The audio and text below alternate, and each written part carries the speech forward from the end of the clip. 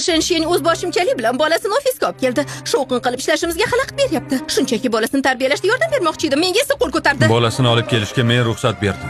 Balki meni ham tarbiyalamoqchidirsan. Men buni nazarda tutmagandim. Shunchaki bu chindan ham bizga xalaqit beryapti. Men kompaniyadan xavotirdaman. U dam olish hududida edi. Shovqin qilmadi. Hammasi mangoga allergiyasi borligi tufayli bo'ldi. O'chir. Sendan kim so'radi? Sen bu yerda boshliq emassan, to'g'rimi? Yordamchi hammasiga men aybdorman. O'g'ling unga bergan tortimni yegandi. Allergiya boshlandi. Lekin men uni sota olayotganimda unda qulupnaydan tashqari boshqa mevalar yo'q edi. Bu yolg'on. Qulupnayli tortda mango bor edi.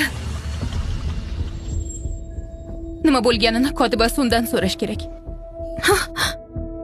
Nima bo'lganini nega mendan so'rayapsan? Ona sifatida e'tiborsiz bo'lding. Men nima ishim bor? Ayblashga urinma. Isboting bo'lmasa tuhmat uchun seni sudga beraman. Dam olish xonasida kameralar bor. Kelinglar, hammasini tekshiramiz.